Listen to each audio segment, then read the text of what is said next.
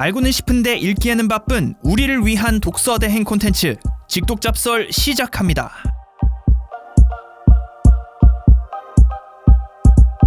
안녕하세요. 직독잡설 진행을 맡은 윤상원 기자입니다. 저희가 얼마 전에 평일에 나가는 짧은 클립, 그 직독 오마카세라는 클립이죠. 거기서 무척 유명한 지정학 전문가에 대한 이야기를 좀 했습니다. 피터 자이한이라는 전략가인데 푸틴이 우크라이나를 침공할 것이라고 예견했다고 해서 많은 분들이 저희 그 클립에 많은 관심을 갖고 들어주셨죠. 그래서 저희가 무척 짧은 클립 하나로 이 주제에 대해서 넘어가기 싫어서 자세하게 직독잡설에서 소개를 해드리려고 합니다. 오늘은 게스트 없이 저와 남궁민 둘만 담소를 나누겠습니다. 그리고 오프닝 시그널에서 제가 말씀드리는 음질이 살짝 다른데 생각하실 수 있을 거예요. 정확히 들으셨습니다. 저희가 이번에 원격으로 녹음을 하는 거라 조금 평소 직독잡설 음질과는 다르게 들릴 수 있다는 점을 미리 양해를 해주십사 말씀을 드립니다.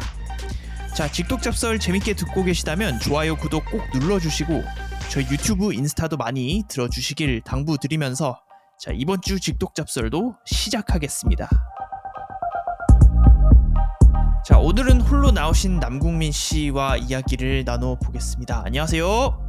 예, 안녕하세요. 예. 저희가 원격으로 직독잡설을 녹음하는 게 사실은 처음인데 되게 어색하네요. 되게 뭐 약간 음질도 떨어지고 그럴 텐데 좀 어색하시지 않으십니까? 근데 저희가 직독 오마카세는 또 원격으로 해봤잖아요. 근데 그렇죠. 들어보니까 또 사실 좀 음질 면에서는 큰 차이는 없어서 그나마 좀 다행이더라고요, 저는. 그쵸. 알겠습니다. 뭐 어쨌든 이런 것도 익숙해지면 좋을 수도 있으니까 한번 그쵸. 계속 녹음을 해보는 걸로 하고, 그동안 저기 어떻게 지냈습니까? 마지막 녹음 이후로? 요즘은 좀 확실히 바쁘기도 하고 좀 날도 풀려서 여기저기 여행도 많이 다녔고요, 저는. 제가 네. 제주도, 부산, 뭐 울산, 포항 좀 곳곳을 여행을 하고 왔습니다. 그래서 저희가 원격으로 녹음됐잖아요, 저 내려가 있을 때. 그러니까요. 저희가 포항이었나요? 울산이었나요? 포항에서 제가 포항에 원격으로 있었습니다, 녹음. 그땐. 네. 그렇군요. 이거 되게 잘도 놀러 다니시고 부럽네요. 많이들 이제 봄이니까 열심히 좀 이제 코로나가 좀 잠잠해지면 여행도 많이 가시면 좋겠습니다. 알겠습니다. 자, 어쨌든 오늘 책을 좀 해볼 텐데, 오늘 저희가 가져온 책이 저희가 오프닝에서 말씀드렸듯이 주중에 나가는 직독 오마카세에서 했던 주제와 연관된 책이에요. 책 이름이 뭐였죠? 네, 셰일 혁명과 미국 없는 세계입니다. 저희가 이제 이 책을 그 전략가 뭐라고 제가 소개를 해드렸는데 피터 자이한이라는 분이 썼죠. 근데 이분이 어떤 분인지가 좀 일단 제가 계속 뭐 여기저기 찾아보는데 막 명확히 나오질 않아서. 그러니까 피터 자이안이라는 분이 한 지정학계, 그러니까 이런 국제 정세를 다루는 업계에서 약간 셀러브리티면서도 어쩌면 문제아에 가깝지 않나 그런 분위기더라고요. 문제야. 그러니까 이분이 그러니까 기본적으로 말이 굉장히 그러니까 좋으세요. 그러니까 언변이 굉장히 뛰어나서 책도 굉장히 재밌게 쓰시거든요. 그런데 이게 좀 어떤 거랑 다르냐면 좀 우리가 생각한 학자분들은 좀 이렇게 단정하지 않고 뭐 이렇게 조심스럽잖아요, 항상. 선비 스타일이죠. 그쵸, 그쵸. 항상 이렇게 조심스럽게 얘기를 하시는데 이분은 명확히 말을 해요. 자기의 관점대로 막 밀어붙여요. 그래서 듣다 보면 굉장히 그럴싸한데 이게 좀 그런 전문가들 사이에선 저 사람 뭐 약 파는 거 아니야? 이런 인식이 있었던 분인 거죠.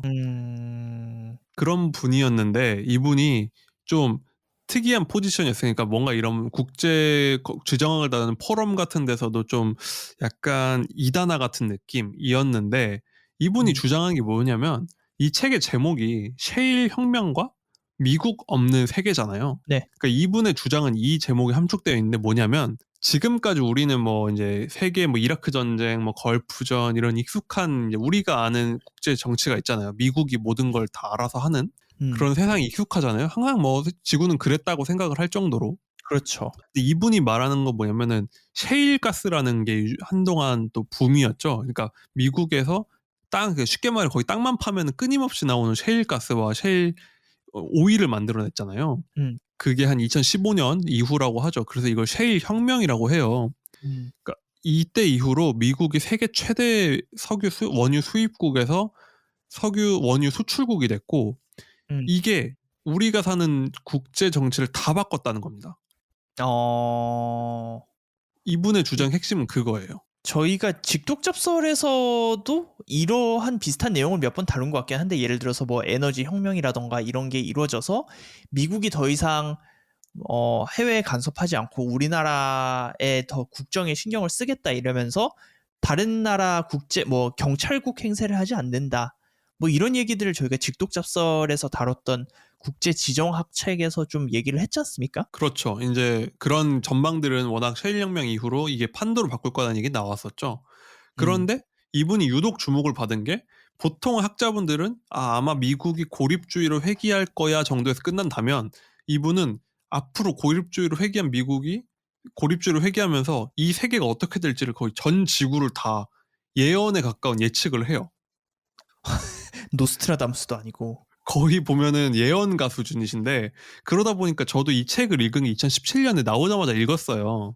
음, 근데 저도 약간 의심스러운 거야. 아, 이거 좀 약을 파는 거 아니야? 이 사람 좀 너무 나간다. 이 생각을 했어요. 전 보면서. 음, 이분의 책을 읽으면 말도 안 되는 얘기를 하는 거예요. 왜냐면은 우리가 지금 우크라이나 침공 전까지도 안 할 음, 거라는 생각이 많았어요. 사실. 푸틴이 설마 그런 짓을 할까?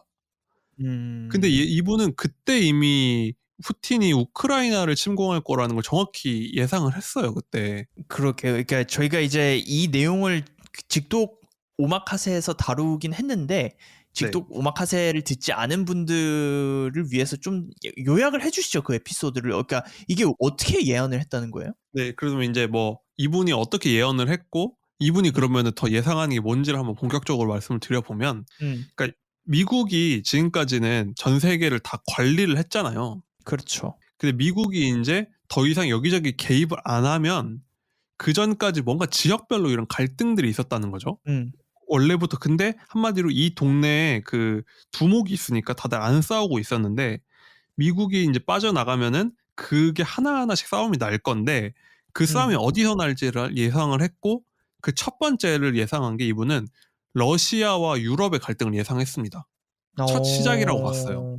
어, 어, 그러고 거기서도 첫 전쟁은 우크라이나 침공이 될 거라고 예상을 했거든요. 그 책에서. 왜 하필 우크라이나예요? 근데? 왜 그러냐면은 이건 이제 좀 지정학 얘기니까 우리가 예전에 지정학 에피소드 다룰 때 말씀을 드렸지만 한번 구글 지도 같은 걸 한번 보시면 좋을 것 같아요. 핸드폰으로. 음, 그러니까 지금의 러시아를 보면 러시아는 가장 엄청 넓은 나라고 석유도 많이 나고 하니까 우리가 뭐 부러운 면도 있잖아요. 그렇죠. 근데 러시아의 근본적인 지정학적인 단점은 뭐냐면 너무 평지라는 거예요. 다. 평지인 게 왜 문제예요? 우리가 평지면 좋잖아요. 우리나라 국토의 뭐 80%가 산이니까 평야가 그러니까 좋은 것 얼마나 같잖아요. 답답한데. 음, 그쵸. 뭐 아파트 지을 때도 많고 농사 지을 때도 많고 하니까. 근데 문제는 뭐냐면 우리나라 같은 경우도 많은 침략을 받았지만 그 역사를 보면 고려 시대, 뭐 조선 시대 북방 침략하는 역사를 보면 다 비슷한 길로 들어오거든요. 쳐들어올 때. 음. 근데 그게 왜 그러냐면 우리는 산이 너무 많으니까 그 사이에 난 길이 거의 몇 개 없어요. 길목이 좁다. 길목이 좁은 거죠. 그리고 올 때가 빠네요. 그러니까 어떻게 되냐? 거기다가 열심히 그 진을 쳐가지고 막으면 되는 거예요. 우리나라의 전략은 음, 항상 그래서 전쟁이 난 데서 계속 나거든요. 네. 근데 그 말은 방어한 입장에서는 방어가 수월한 거죠, 사실. 어디로 음, 들어오지 뻔하니까. 거기만 막으면 되니까. 그쵸? 아니면 압록강에서 막으면 되고, 뭐 임진강에서 막으면 되고, 어느 산맥 뭐 저기 문경세제에서 막으면 되고 딱 있잖아요. 근데 그렇죠. 러시아가 사는 그 모스크바에서부터 폴란드, 독일, 프랑스까지가 다 평원입니다. 유럽 지도를 보시면 아, 그렇게 되어 있어요. 음, 막을 데가 너무 많구나. 그러니까 여기저기 다 그냥 뚫려 있으니까 어디로 쳐들어와도 이상하지 않다는 얘기인 거네요, 그러면. 그쵸. 이게 가장 큰 문제는 뭐냐면 또 독일에서부터 그 러시아까지 땅을 보면 독일은 좀 작은 나라잖아요. 러시아보다 훨씬. 음, 그럼 독일 쪽에서는 한 그 평야의 폭이 한 300km 정도 되는데 이게 러시아 쪽으로 가면 막 2000km, 3000km로 넓어집니다. 이 평야가. 음, 그럼 그 말은 러시아는 그 수천 킬로미터를 막아야 된다는 거예요. 음, 침공당하게 되면은. 근데 그게 불가능하잖아요, 사실상. 그렇죠. 그럼 러시아는 독일이나 이런 나라가 강해져서 밀고 들어오면 그냥 그냥 속수무책 당한다는 거예요. 그 사이를 막아주는 산도 없고 큰 강도 없고 거의 막을 지점이 별로 없다는 거죠. 음. 그러니까 러시아가 보기보다 굉장히 불안한 땅에 지금 기틀을 잡고 있다. 이렇게 보시면 됩니다. 근데 그래서 그렇게 불안한 평야 위에 있다는 네. 게 우크라이나 침공이랑은 무슨 상관인 거예요? 그래서 이 피터 자이안이 말하는 게 뭐냐면 러시아가 자기들이 방어를 하는 방법은 뭐냐면 러시아의 넓은 국경을 막으려면 이 서쪽 국경을 막아야 된다. 그러니까 독일 쪽 국경을 막아야 되는데 그걸 막으려면 어떻게 해야 되냐면 소련 때 국경이 있어요. 그러니까 러시아의 소련 때 국경을 보면 우크라이나, 벨로루시, 폴란드 그리고 동독까지가 다 소련 땅이었거든요. 음. 훨씬 서쪽으로 가 있었던 거죠, 국경이. 네. 그럼 이렇게 되면은 그 러시아의 서쪽 국경이 그 카르파티아라는 그 동유럽에 있는 산맥과 그리고 도나우강이라는 큰 강 통에 좀 막혀요. 많은 부분이. 어. 울타리가 생기는 거죠, 말하자면. 그러니까 이제 그럼 우리나라 산맥처럼 좀 쳐들어올 곳이 한정되게 되면서 방어가 용이해진다 이 얘긴 거네요. 그렇죠. 그래서 동독 이걸 옛날에는 사실상 소련 땅이었으니까 동독 정도 한 300km 정도 된 땅만 막으면 됐다는 거예요, 소련 때는. 음. 그러니까 러시아는 자기들이 안전하려면 오히려 땅을 넓혀 가지고 그 한마디로 좀 위성 국가들을 만들어서 그리고 독일 쪽에다가 집중 방어를 해서 막아야 되는 게 러시아의 이상적인 방어망이라는 거죠. 네.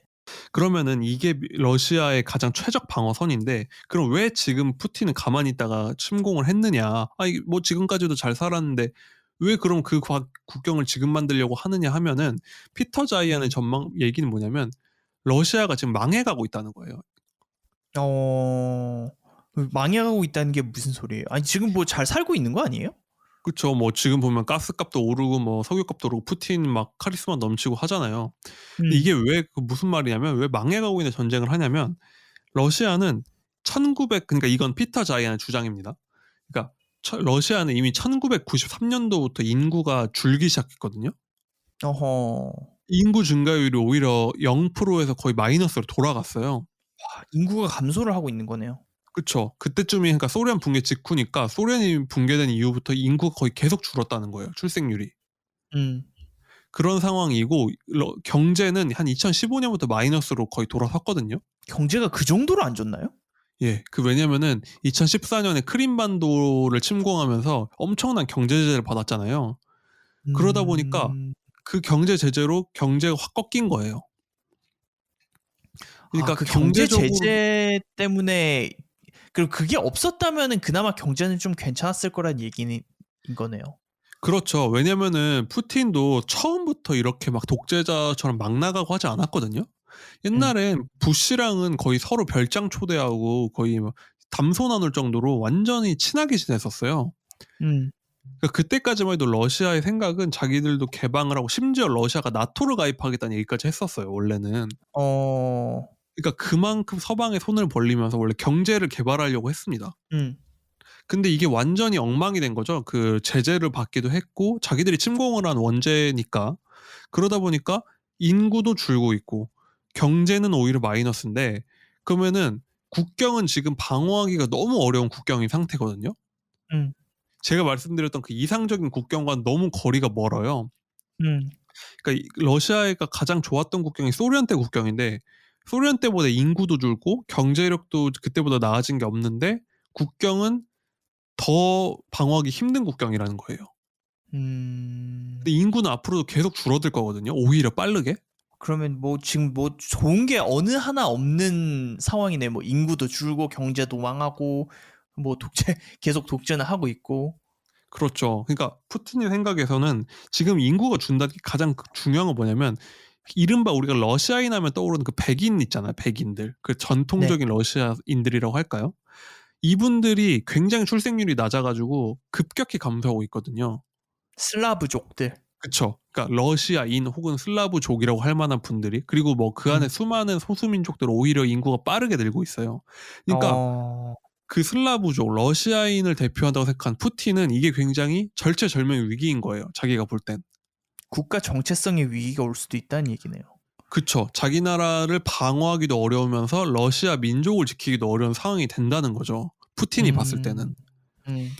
그러면은 여기서 푸틴은 이거 국경이라도 내가 마지막 업적으로 그 소련 때 국경이라도 확보를 해놓고 퇴장을 해야 이 나라를 지킬 수 있다는 게 그러니까 푸틴의 계산이라는 거죠. 피터 자이안이 보는.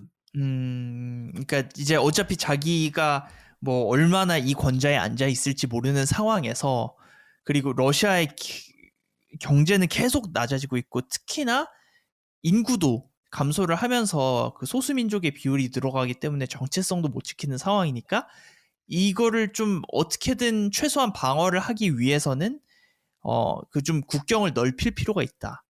이렇게 그쵸. 판단을 한 거네요. 땅을 옛날에 소련 때 그 방어하기 가장 좋았던 때까지 넓히는 게 러시아가 살아남는 방법이다. 그렇게 할 것이다가 2017년에 자이안의 예상입니다. 근데 그러면은 우크라이나 침공에서 그치지 않겠다고 예상을 한 거네요. 왜냐하면 소련은 우크라이나뿐만이 아니라 아까 남궁 씨가 얘기했던 벨라루시 뭐 이런 곳들도 다 거기 땅이었으니까. 그렇죠. 그러니까 여기서는 이 책에서는 정확히 그 1단계가 우크라이나 침공이고 우크라이나가 시작일 거라고 했어요. 왜냐면은 이미 2014년에 좀 크림반도를 침공을 했고 그 이후에도 계속 내전을 벌리게, 그러니까 말은 내전이지만 사실상 러시아가 밀어주는 내전을 벌여서 우크라이나를 굉장히 무력화시켜 놨기 때문에 일단 우크라이나를 접수하면서 시작을 할 거다라고 자이안은 예상을 했습니다. 그래서 일단은 뭐 자이안의 틀린 예상에 대해서 뒤에서 다시 정리를 한번 할 텐데 일단 자이안은 우크라이나 점령은 가장 빠르고 쉽게 될 거라고 예상을 했어요. 그러고 나면 그 다음은 어디냐? 발트 3국이라는 곳으로 밀고 들어갈 거라고 예상을 했습니다. 발트 3국. 발트 3국이 어디 나라죠? 이 발트 3국이 리투아니아, 라트비아, 에스토니아 이 세 나라인데요. 네. 지도로 보시면 러시아 옆에 이렇게 세 나라가 이렇게 조그마한 나라가 세 개가 있어요. 발트의 옆에. 그러니까 그 핀란드 밑에죠. 지도를 보면. 이 나라는 정말 작아요. 보면 민족이 다르긴 한데 굉장히 작은 나라거든요. 이 세 나라를 합쳐서 인구가 한 500만 정도 되고 여기도 아까 말씀드린 똑같이 러시아 사이에 뭐 아무런 방어선이 없습니다. 산맥도 없고 뭐 강도 없어요. 그러니까 그냥 차 타고 쭉 가면은 그냥 반나절이면 도착을 하는 곳이거든요. 그러면은 그 다음에 푸틴은 여기를 접수할 거라고 예상을 했어요. 왜냐면 여기는 너무 침공하기 편하니까. 너무 열려 있으니까. 그쵸. 근데 이거를 조금 국제정치 관심 있는 분들은 아시는 게 발트 3국이 나토 회원국이거든요. 아하. 나토 회원국이면 어떻게 되냐면은 나토 회원국을 침공을 하면은 그 회원국 전체에 대한 전쟁으로 간주를 하는 게 있어요. 그게 동맹국이죠. 그러니까 내가 침공을 당하면은 이 나토 회원국들이 그러니까 나토 회원국 중에 하나를 침공을 하면은 나토 전체에 대한 전쟁을 선포한 거나 다름이 없다는 얘긴 거네요. 그쵸. 근데 그 회원국이 미국이고 그리고 거의 서유럽 대부분 국가가 있으니까 거의 뭐 미국 그리고 유럽과 한판을 하겠다는 의미인데 이전까지는 이 나토 회원국이기 때문에 침공을 한 거 상상을 못 했어요. 그래서 이제 발트삼국도 가입을 한 건데 이 자이안의 예상은 뭐냐면 미국 없는 세계잖아요. 그렇죠. 이분의 예상은 아니 미국이 그런 짓을 지금 할 이유가 없다는 거예요. 이분이 볼 때는. 그러니까 라트비아가 침공당했다고 해서 미국이 전쟁을 할 이유가 없다는 거예요. 자기가 볼 때는. 왜요? 왜냐면은 셰일 혁명 때문에 미국은 더 이상 해외에서 뭘 수입을 할 필요가 그러니까 에너지 수입의 수요가 없어진 거예요. 근데 의외인 게 우리는 한국인들은 거의 경제를 수출로 키웠기 때문에 수출 이꼴 경제 발전, 그러니까 수출 수입은 당연히 경제 대국이면은 중요한 것 이렇게 생각을 하거든요. 저도 그랬고. 근데 미국은 그 나라 안에서 거의 모든 경제가 돌아가는 강대국, 거의 유일한 강대국입니다. 미국 경제에서 거의 수출입 비중은 한 10%가 안 됩니다. 의외로. 그거밖에 안 돼요? 예, 미국의 부가가치 기여하는 게 수출 수입은 한 10% 이하예요. 나머지는 다 내수라는 얘기네요, 그러면. 그냥 다 미국 안에서 돌아가는 경제라고 보시면 됩니다. 미국은 그러니까 사실상 내수 경제예요. 그 큰 나라가. 그러니까 그래서 더 만약에 뭐 수출입 에너지 같은, 그러니까 미국에서 나고 있는 에너지가 만약에 제한적일 경우에는 해외에 관심을 가질 수밖에 없지만 만약에 뭐 그런 에너지 자립 같은 게 일어난다 그러면은 굳이 위험을 감수해서 해외 사정에 뭐 관심을 두지 않을 것이다 이렇게 얘기한 거네요. 그러면. 그렇죠. 그나마 미국이 외국에 개입할 유일한 이유가 이런 에너지. 그러니까 이게 끊어지면 나라가 망하니까 음. 에너지 때문에 그 에너지는 또 중동에 많으니까 그런 해외에 신경을 쓴 건데 이제 음. 에너지도 자급자족이 된다. 그럼 미국이 왜 외국에다가 간섭을 하겠느냐는 거죠. 그렇구나. 근데 피터 자이안의 얘기대로는 안 됐네요. 지금 미국이 엄청나게 우크라이나를 방어하려고 막 몇억 달러 뭐 그런 무기도 주고 뭐 이렇게 막 돈도 주고 이러고 있는 거 보면. 그쵸. 이게 그러니까 자이안이 예상했을 때는 아마 푸틴도 이렇게 생각을 하지 않았을까 싶은 거죠. 그냥 사실 왜냐면 트럼프가 괜히 나타난 게 아닌 게 트럼프가 항상 하는 말이 나토 무용론을 얘기했거든요. 나토 음. 같은 거 엄청 쓸모없다. 거의 나토 해체설까지 나왔어요. 트럼프 때까지만 해도. 아, 그러니까 그래요? 예. 그때만 해도 트럼프가 유럽이랑 사이가 너무 안 좋고 그렇게 돈도 안 내는 유럽 국가들한테 내가 방어해 줄 이유가 없다. 뭐 이런 식이었고 심지어 프랑스 마크롱 대통령도 나토는 뇌사 상태에 빠졌다고 얘기를 했어요. 음. 그러니까 이게 불과 한 5년도 안 된 이야기거든요. 음. 그러면 푸틴 입장에서는 미국이 안 지켜주네? 그럼 프랑스랑 독일이 과연 라트비아를 위해서 참전을 할까? 아닐 것 같다. 그러면은 침공을 할 만하다는 계산이 나올 수 있었던 거죠. 그 당시만 하더라도. 그러면은 이게 생각 없이 만약에 피터 자이안의 분석이 맞다면 생각 없이 그냥 침공을 한 게 아니라 정말 계산을 조심스럽게 해서 침공을 해야겠다는 계획을 세웠을 수도 있다. 이런 여지로 봐도 되겠네요. 그쵸. 이게 물론 푸틴의 뇌 안을 들여다볼 수 없으니까 이것도 우리의 뇌피셜이지만 푸틴이 음. 더 잘 알지 않겠냐는 거죠. 왜냐면은 자기네 나라가 힘들다는 걸 제일 잘 아는 사람일 거잖아요. 음. 그렇기 때문에 일단 우크라이나를 침공을 해서 빨리 접수를 하고 그 다음에 발트 3국까지 접수를 하고 그 다음에 결전이 나는 게 어디냐면 이제 폴란드라는 거죠. 어허. 지도를 보시면 아실 거예요. 왜냐면은 그러니까 벨로루시라는 나라가 굉장히 큰데 이 나라는 거의 러시아랑 나라를 합치자는 얘기까지 지금 얼마 전까지 오갈 정도의 나라거든요. 거의 그냥 위성 국가랑 다름이 없는 거네요. 그쵸. 그러니까 그 벨로루시 자체가 그 독재자부터가 그냥 러시아에 들어가는 것도 괜찮지 않을까 하고 있기 때문에 왜냐면 음. 요즘에 벨로루시가 우크라이나 참전할 수 있다는 얘기까지 나오잖아요. 그러니까 사실상 음. 그러니까 러시아랑 한 몸인 건데 그 음. 옆에 가면 이제 폴란드가 있죠. 이제 폴란드를 점령을 하면 소련 입장에선 러시아 입장에서 좀 안심이 되는 게 거기쯤만 되더라도 국경이 굉장히 좁아져요. 왜 좁아지는 건가요? 왜냐면은 폴란드 밑으로는 카르파티아 산맥이라는 큰 산맥이 지나가고 있어요. 음. 그럼 카르파티아 산맥 밑으로 도나우강이 또 이렇게 얼마 있다 닿아 있기 때문에 우크라이나, 벨로루시, 폴란드까지 딱 점령을 하면 이렇게 어느 정도 국경이 막히고 폴란드에서 독일 쪽 국경 한 300km 정도 여기만 노출이 되거든요. 그러면은 그것도 그러니까 뭐 발트 3국도 진출을 하면은 국경이 좁아지는 거고 폴란드도 그 밑에 산맥이 있기 때문에 천연 요새의 역할을 할 수 있기 때문에 폴란드가 다음 타깃이 될 수도 있다라고 예상을 했던 거네요, 당시에. 그렇죠. 만약에 러시아가 폴란드까지 그러니까 폴란드 반절이라도 점령을 하면 어느 정도 서쪽 국경에 대해서는 좀 안정이 되는 거고 독일과 닿는다는 게 부담스럽긴 하지만 그냥 거기다가 얼마 안 되는 인구가 줄어드니까 병력을 집중을 시키면 방어를 할 수 있다. 이게 이제 러시아의 서쪽을 지키는 방법이기 때문에 푸틴은 이 단계로 침공을 할 것이다라는 게 피터 자이안의 전망이었습니다. 근데 그러면 폴란드가 마지막 점령지예요? 피터 자이안이 예상을 했던? 피터 얘기 마지막은 아니고요. 유럽 쪽은 거의 이 정도인데 또 러시아의 국경을 보면 남쪽을 보면 그러니까 모스크바에서 밑으로 내려오다 보면 이렇게 카프카스 산맥이라는 곳이 있어요. 네. 여기가 옛날에 조금 이제 옛날 뉴스 기억하신 분들 아시는데 체첸 전쟁, 체첸 민족이 사는 곳인데 음. 여기 쪽도 뚫려 있으면은 들어올 수 있잖아요. 근데 음. 여기는 조금 산맥이 지나가기 때문에 그 산맥까지 점령을 하면 되거든요. 음. 근데 여기는 좀 쉽습니다. 왜냐하면 아제르바이잔, 아르메니아, 조지아 이렇게 있는 나라들인데 이 중에 조지아는 옛날에 이미 조지아 전쟁 때 거의 제압을 많이 했고 그루지아라고도 하죠. 요즘은 이제 옛날에는 그루지아라고 했죠. 네. 근데 그 다음에 아제르바이잔, 아르메니아는 사실 러시아에 뭐 대항할 수 있는 국력이 거의 없다고 보면 되는 수준이에요. 음. 그렇기 때문에 여기까지 만약에 딱 접수를 한다? 그렇게 되면은 이제 옛날에 소련 전성기 때 국경을 확보하게 되고 어느 정도 러시아가 좀 더 약한 국력으로도 막을 정도의 국경선이 확보가 된다는 거죠.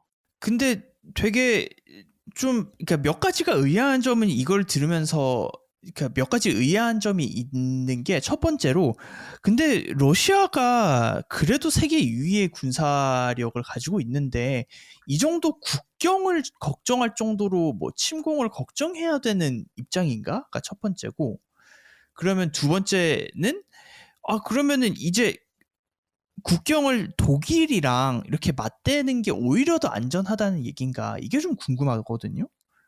일단 첫 번째는 그 러시아의 상황을 보면은 러시아의 국경이 한 15,000km 정도에 가깝거든요, 거의. 음. 15,000km면 지구 둘레가 40,000km니까 음. 거의 지구 둘레의 3분의 1 수준인 거예요. 음. 근데 그렇게 생각하면 근데 그게 거의 다 평지란 말이죠. 그러면은 군사를 그냥 이렇게 띄엄띄엄 배치만 해도 4,500만 원이 필요하다는 거죠. 거의. 음. 음. 근데 그게 불가능하잖아요. 그 정도 군사를 유지하는 게. 그죠. 근데 그 말은 왜냐면 러시아는 실제로 침공을 많이 당했어요. 옛날에 뭐 아주 또 거슬러 올라가면 몽골군의 침략부터 시작해 가지고 뭐 나폴레옹한테도 침략당했죠. 히틀러한테도 침략당했죠. 나폴레옹한테 심지어 뭐 모스크바도 점령당했으니까. 이미 그런 음. 경험이 있기 때문에 러시아인들은 이 침공에 대한 실질적인 두려움이 있다는 거예요. 그렇군요. 그 신기하네요. 그러니까 사실 러시아 하면은 그래도 강력한 이미지가 있는데 몽골 당시에 그 침략 그러니까 엄청 거슬러 올라가면 그렇게 될 수도 있고 아니면 뭐 히틀러처럼 뭐 진짜 다른 외세가 나타나서 침략을 할 수도 있는 거 아니냐 이렇게 생각을 할 수 있다는 거네요. 그렇죠. 그리고 이게 그냥 프랑스랑 독일을 두려워하는 게 근거가 없는 게 아닌 게 실제로 자기들이 침략을 당해 봤으니까 음. 그냥 독일이 국력이 세지면 넘어올 거고 우린 막을 방법이 없어. 우리는 또 옛날처럼 수백만 명이 사망해야 되는 전쟁을 해야 돼. 이게 실질적인 두려움이라는 거죠. 근데 아이러니한 거는 이제 이렇게 전쟁을 일으키고 나서 우리가 뉴스에 몇 번 나오긴 했지만 크게 주목을 받지 못했던 것 중에 하나가 독일이 재무장을 한다는 얘기잖아요. 그러니까 독일이 그쵸. 다시 최신 무기를 사들고 이제 좀 러시아에 대응하려고 미국으로부터 무기를 사들이기 시작한다라고는 뉴스가 좀 나오는데 그러면 이게 어떤 의미가 있는 거예요? 이게 사실 독일의 재무장이 엄청난 뉴스인데 좀 요즘 국내 대선이랑 맞물리다 보니까 거의 다루질 못했죠, 많이들. 음. 그러니까 독일의 재무장이라고 하는 건 독일이 그럼 무장을 안 했었냐 하면 안 한 건 아니지만 독일군의 상황이란 게 참 처참했거든요. 그러니까 자기들이 의도한 처참함이긴 한데 독일 음. 통일 이후에는 이걸 그냥 자기들이 생각할 때 '우리가 뭐 하러 국방비를 지출해야 되지? 인제 평화의 시대인데.' 하면서 국방비를 엄청 삭감을 많이 했습니다. 근데 어. 그러다 보니까 GDP의 한 1% 정도를 쓴 거예요, 그전까지. 네. 그런데 원래 나토 규정이 GDP의 2% 정도는 지출해야 되거든요. 음. 그러니까 그것도 안 지켰고 그냥 뭐 독일군이 형편이 없는 거예요. 독일군이 한 지금 상비군이 한 6만 명 정도라고 해요. 6만 명이면 진짜 적은 편 아닙니까? 정말 적은 거죠. 독일 인구가 우리보다 많은데 6만 명이고 우리나라가 지금 현역 군인이 한 50만 명 정도잖아요. 그러니까 거의 그쵸. 10분의 1 수준인데다가 그 정도에선 막을 방법 그러니까 거의 전투력이 없는 수준인 건데 그래서 독일이 그냥 음. 그렇게 살고 있었는데 그래서 트럼프가 맨날 메르켈한테 "국방비 좀 늘려라. 너네 그렇게 하면 우리가 안 지켜줄 거다." 협박을 했어도 안 늘리고 버텼어요. "왜 우린 음. 그걸로 연금도 줘야 되고 병원 짓고 할 거야." 이런 분위기였는데 요번에 실제로 그걸 한 방 맞고 나니까 "야 이거 안 되겠다." 해서 슐츠 총리가 "우리 국방비 2% 이상 지출하겠다." 선언을 했죠. 그래서 음. 앞으로 국방의 투자를 거의 한 몇 년간 한 200조 원 정도를 쏟아붓겠다고 했어요. 트럼프가 못한 거를 푸틴이 해낸 거나 마찬가지네요. 그쵸. 트럼프도 못한 걸 이제 푸틴이 한 번에 해낸 거죠. 그래서 이 자이안이 이 책에서 전망했던 변수 중에 하나가 독일의 음. 재무장이었거든요. 어떤 점에서 변수예요? 왜냐면은 이분이 볼 때 폴란드 침공은 독일 입장에서 레드라인이라는 거예요. 그러니까 독일도 아하. 거꾸로 말하면 러시아 입장에서 땅이 열려 있다는 거 독일 입장에서도 러시아를 막을 방법이 없다는 거잖아요. 음. 그렇게 되면 그 러시아군이 폴란드까지 들어온다는 건 자기들이랑 얼굴을 마주보는 거거든요. 음. 근데 제가 방금 말씀드린 그 독일군의 처참한 실력이잖아요. 그러면 이거 막을 수 있을까? 독일도 불안하다는 거죠. 그러면은 자이안이 봤을 때 독일은 재무장을 해야 되는데 과연 지금 굼뜬 독일이 할까?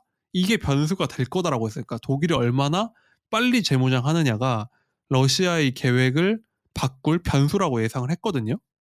음. 근데 이번에 정말 이례적으로 미국이 적극적이었던 것처럼 이례적으로 독일이 빠르게 재무장에 나선 거죠. 거의 뭐 독일 의회에서 여야 막 다 박수 치면서 될 정도로 거의 여론까지 지지하고 있어요, 재무장을. 어허. 그러니까 거의 독일이 깨어났다는 얘기를 할 정도로 엄청나게 드라이브를 거는 거예요. 네. 그러니까 방금 말씀드린 그 발트 3국에 대한 그 미국의, 그러니까 나토에 대한 미국의 강력한 의지, 거기다가 독일의 빠른 재무장까지 나섰기 때문에 이 러시아의 계획이 완전 틀어진 겁니다. 근데 그러면 이 정도면은 러시아랑 우크라이나의 전쟁 국면이 어떻게 끝날지가 너무 궁금해지네요. 이거는 뭐 피터 자이안도 예측을 못할 것 같은 느낌인데. 예, 그쵸. 자이안이 사실 우크라이나 침공 한 달이면 끝날 것 같다고 썼거든요. 그러니까 푸틴의 의도는 맞췄는데 전개는 못 맞춘 거예요. 그러니까 러시아가 생각보다 너무 약체였던 거죠. 음. 그러니까 뭐 요즘에는 이제 보니까 참 전쟁이라는 게 쉬운 일이 아니구나. 참 러시아가 그렇게 준비했는데도 저렇게 되는 걸 보니까 참 쉽지 않구나 싶은데, 근데 문제는 뭐냐면 푸틴의 의도가 바뀔 리는 없거든요, 지금 상황이. 음. 그러니까 푸틴은 뒤가 없다는 거예요. 그러니까 이거 실패하면은 나라가 망한다는 게 푸틴의 생각이기 때문에 음. 뭐 지지부진하면 휴전하고 끝내야 되는데 안 끝내잖아요, 지금까지도. 그렇죠. 그 이유가 푸틴은 이걸 멈출 수 없다. 푸틴에게 뒤는 없다는 거예요. 그러니까 배수의 진을 차고 나왔다. 그쵸. 그래서 처음에 우리 다 놀랐던 게 핵무기 얘기 막 하니까, 얼마 전에도 지금 녹음일 기준 며칠 전에도 러시아 총리가 또 핵무기 얘기를 또 했거든요. 음. 오늘 나온 뉴스는 이제 프랑스도 핵 경계 태세를 강화했다. 그래서 아니 도대체 우크라이나가 뭔데 핵까지 얘기를 하나 싶잖아요, 사실 보면. 음. 근데 이런 의도를 읽어보면 아, 러시아는 진짜 여기다가 올인했구나, 그런 생각이 드는 거죠. 근데 그럼 이게 잘하면 진짜 세계 그러니까 3차 대전으로 번질 가능성이 없진 않겠다라는 예측도 감히 해볼 수 있겠네요. 그러니까 참 백악관도 그 핵 문제에 대해서 좀 경고성 발언을 했고, 프랑스도 저렇게 나오고 있고, 그러니까 지금 말하는 핵이라는 게 정말 무슨 막 우리가 터미네이터에서 보는 그런 지구 멸망하는 그런 핵은 아니고, 얘기하는 게 이제 한 몇 개 뭐 한 4단 정도 뭐 대대 정도를 날리는 그런 전술 핵폭탄 정도를 사용할 수 있다는 건데, 정말 딱 어딘가를 쓸어버리고 싶을 정도 핵을 쓸 수 있다는 건데, 참 그것만 해도 엄청난 사건이잖아요, 만약에 쓴다면. 그렇죠. 음. 정말 우리가 아는 그 세상이 없어지는 일인데, 음. 근데 참 이게 오히려 지지부진하고 안 풀리면 쓸 수도 있다. 정말 푸틴 입장에서는 그냥 뭐 아니면 도다해서 갈 수도 있다. 더 불안해지는 거죠, 이런 걸 보면은. 그렇군요. 제가 진짜 한치 앞을 내다볼 수 없는 상황이 계속되고 있는 것 같습니다. 그쵸. 그래서 자이안도 볼 때는 이제 오늘 젤렌스키가 그런 얘기를 하더라고요. 러시아의 목표는 유럽이다라는 얘기를 계속해요.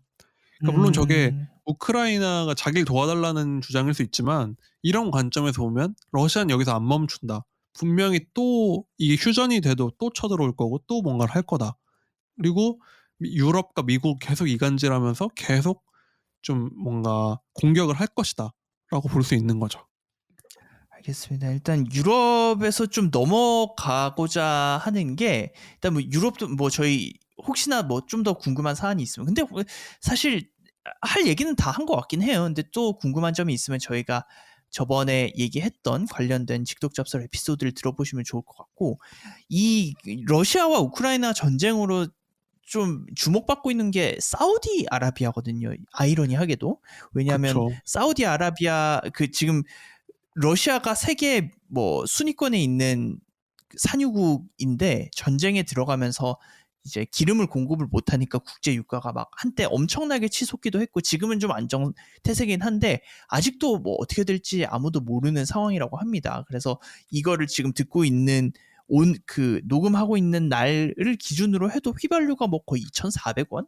리터당 2,400원을 뚫고 가는 곳도 있고 그런 상황인데, 아이러니하게 이 사우디아라비아가 주목을 받는 이유는 미국이 자꾸 사우디한테 야 기름 좀 더 생산해주면 안 돼? 하는데 사우디가 그렇게 얘기를 안 하는 거예요. 아 우리 글쎄 별로 이렇게 안 해주고 싶은데 이런 뉘앙스를 풍기고 있다는 거죠. 그쵸. 원래 우리가 아는 상식은 사우디와 미국이 깐부잖아요. 거의 한 몸 같은 나라잖아요, 원래. 음, 근데 요즘에 분위기가 진짜 이상한 게 얼마 전에 나온 월스트리트 저널 기사 중에 음, 사우디가 위안화로 석유를 결제하는 거를 논의하고 있다는 기사가 나왔어요. 음, 근데 이게 정말 엄청난 뉴스인 게 원래 달러가 지금 기축통화가 된 이유는 예전에 사우디랑 미국이 맺은 딱 약속이 뭐냐면 미국이 사우디 안전을 보장한다. 그러니까 보장해 주는 거예요. 너를 무조건 지켜줄게. 대신 음, 너네가 석유 파는 건 반드시 달러로만 결제해 였어요. 음, 근데 이게 왜 의미가 있냐면 이걸 페트로가 그러니까 페트롤리움, 그러니까 석유와 달러를 연결해서 페트로 달러 시스템이라고 하는데 음, 이게 무슨 소리냐면 전 세계에서 가장 중요한 교역품은 석유이기 때문에 석유였고 지금도 굉장히 음, 중요하잖아요. 음, 그러면은 전 세계에서 이 중요한 석유를 사려면 반드시 달러를 써야 돼라는 룰을 만든 거예요. 그 음, 말은 모든 전 세계 누구나 달러가 없으면 기름을 쓸 수 없는 세상이 된 거죠. 음, 근데 최대 산유국은 사우디이기 때문에 사우디가 이 룰을 지키면서 글로벌 룰이 됐어요. 이 페트로 달러 시스템이. 음, 그러면서 미국과 사우디 뗄 수 없는 깐부 생활이 수십 년 이어온 건데 음. 근데 사우디가 우리 이제 위안화도 받을 수도 있어라고 미국에다가 경고장을 날린 거죠. 어, 그럼 이 말은 거꾸로 하면은 미국의 안전보장이라는 이 대가를 발로 차는 거거든요, 사실. 네.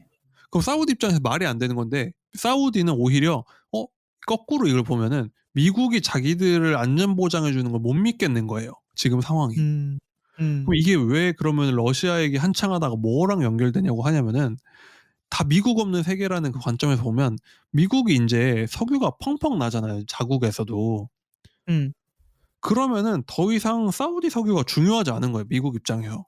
에너지가 많이 나오니까 어차피 뭐 그 석유의 중요성이, 그러니까 사우디 석유의 중요성이 낮아진다는 얘기인 거죠. 그쵸. 우리 집 텃밭이 갑자기 막 풍작이 나 버리면 동네 마트에 음, 갈 필요가 없어지잖아요. 그 음, 마트 주인이랑도 친하게 지낼 필요가 없어지고. 음, 그렇기 때문에 미국이 점점 우리가 사우디를 위해서 뭐 군대까지 보내 가지고서는 뭐 '우리 군인들이 죽어야 되나?'라는 생각을 하는 거죠, 자연스럽게. 근데 사우디가 그걸 음, 모르지 않아요. '어 쟤네가 지금 나를 안 지켜줄 것 같은데? 그럼 내가 왜 쟤네들을 위해서 이 페트로 달러 약속을 지켜야 되지?'라는 생각이 드는 거죠. 근데 이게 뭐 사실 좀 사우디가 도대체 그러면 안전 보장을 뭘 해 줘야 되나? 그 사막밖에 없는 땅을 누가 침공하나 싶잖아요, 사실. 음. 근데 사우디의 그 영혼의 라이벌이 바로 이란이거든요. 아, 그 우리가 이란의 맨날 존재를 우리가 맨날 이란으로부터 석유를 사오지 않나요? 그러니까 우리가 인제 워낙 이란이 물론 제재 때문에 많은 문제가 있지만 우리가 이란 굉장히 석유 많이 사 왔잖아요, 보면. 지금도 많이 사오고 있는 그러니까 걸로 알고 있긴 해요. 예 지금도 인제 이란 거를 많이 저희는 뭐 어떻게 해 가지고 예외를 적용받아 가지고 쓰고 하는데 음, 이란이 중동의 굉장한 강국인 게 이란이 인구가 굉장히 많아요. 인구 음, 밀도도 굉장히 높고 음, 인구 규모가 굉장히 큰데 사우디는 국토의 대부분이 사막이잖아요. 그렇죠. 사우디는 인구가 정말 적거든요. 그리고 대부분이 또 상당수가 외국인이에요. 그러니까 순수한 사우디는 정말 작아요. 그러니까 이란에 비교하면은 상대가 안 될 정도 적은 상황입니다. 음, 그렇기 때문에 인구도 많아. 그리고 경제적으로 자원도 못지않게 풍부한 데다가 이란은 사우디랑 다르게 자체적인 이런 산업 기반도 있거든요. 어, 아 그래요? 네네. 사우디는 거의 뭐 석유 원툴이잖아요. 그러니까 석유로 거의 대부분의 경제가 돌아가는데 이란은 어느 정도 이런 제조업 기반도 그러니까 물론 제재 때문에 많이 허물어졌지만 음, 그런 것도 있는 나라예요. 어, 그렇기 때문에 이란이 족쇄가 풀린다? 그럼 사우디 입장에선 상대하기 만만치 않은 거죠. 군사력으로 봤을 때는 사우디랑 이란 중에 어디가 더 강력한가요? 만약에 미국을 떼놓고 봤을 때? 사실 사우디가 전 세계에서 뭐 군사비 지출로는 탑5 안에 들어간 나라라서 음. 뭐 엄청나게 높을 거라 생각하는데 문제는 사우디군이 정말 형편없기로 유명한 군대거든요. 왜요? 왜냐면은 사우디 사람들이 너무 잘 먹고 살잖아요. 음. 그러다 보니까 뭐 이렇게 실전 경험이랄 것도 딱히 없고 그렇게 막 누구도 이렇게 막 군역에 막 목숨을 바쳐서 사는 것도 아니고 엄청나게 비리도 많고 이런 거예요. 음. 근데 반면에 이란은 굉장히 군대가 중동에서도 강한 걸로 유명해요, 상대적으로. 어. 그렇기 때문에 사실 군사비 지출로 보면은 이란이 사우디 상대가 안 되지만 전력으로 보면 사우디가 절대 이란을 그렇게 쉽게 막을 수 있을 거라고 보지 않거든요, 사실. 음. 이렇게 되면은 미국이 사우디에 대한 안전 보장을 철회한다? 그러면 이란이 과연 사우디랑 가만히 있을까? 왜냐면 두 나라가 또 종교도 다르잖아요. 아, 그 파가 다르죠. 같은 이슬람이라도. 예. 사우디는 이제 수니파의 이제 그 핵심이고 음. 이란은 시아파의 거점이기 때문에 정말 이 두 나라 민족도 달라요. 그러니까 이란은 페르시아계고 페르시아는 민족이고 사우디는 전형적인 아랍 민족이기 때문에 음. 민족도 다르고 종교도 다르고 또 같은 석유를 수출하는 라이벌 국가니까 이 두 나라는 정말 철천지 원수입니다. 근데 그럼 피터 자이안은 만약에 미국에서, 그러니까 물론 사우디가 지금 미국이랑 또 거리를 두려는 뭐 이런 뉴스가 나오는 상황에서 그때 당시에 예측하기로 만약에 미국이 여기에서 발을 빼게 된다면은 어떻게 될 거라고 예상을 하는 거예요, 그러면? 발을 빼게 되면 분명히 이란과 사우디는 싸울 수밖에 없다고 예상을 해요. 두 아. 나라가 너무 감정적인 게 크기 때문에. 음. 근데 이 두 나라 사이를 페르시아만이 가르고 있거든요. 음. 근데 아마 많은 분들이 아시고 페르시아만 그 석유 하면 떠오르는 게 아마 페르시아만일 텐데 음. 이 두 나라 사이에 전쟁이 난다? 그럼 페르시아만이 다치잖아요. 서로 그 안에 있는 석유 시설도 공격할 거고. 그렇죠. 그러면은 전 세계적인 석유 공급이 엄청난 타격이 생길 수밖에 없는 거예요. 아. 그러니까 보면은 러시아 전쟁이 나서 이미 러시아의 가스 석유 수입이 제재가 들어갔죠. 네. 그럼 국제 시장에 풀리는 그 물량이 줄어든데 그거의 연쇄 반응으로 페르시아랑 사우디가 또 싸우면 여기서도 석유 생산은 줄 수밖에 없다는 겁니다. 그러면 그냥 전 세계적으로 뭐 저 자체 전쟁뿐만이 아니라 그냥 전 세계적으로 불황이 찾아올 가능성이 높다는 얘기네요. 그쵸. 굉장히 심각해지는 거고 근데 예외가 있죠. 북미. 미국은 그냥 자기네 나라에 있는 셰일을 더 열심히 풀면은 그냥 자급자족할 수 있는 거예요.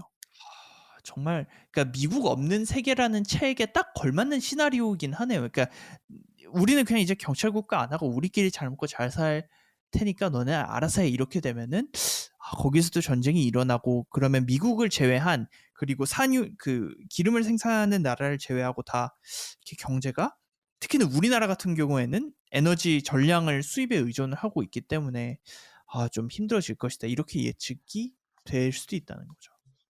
예, 맞습니다. 그래서 이 책의 그 후반 다음에는 동북아시아 그리고 이 한국, 중국, 일본 얘기가 나오는데 이 얘기는 한번 다음 에피소드에 한번 다시 자세히 해드리면 좋을 것 같습니다.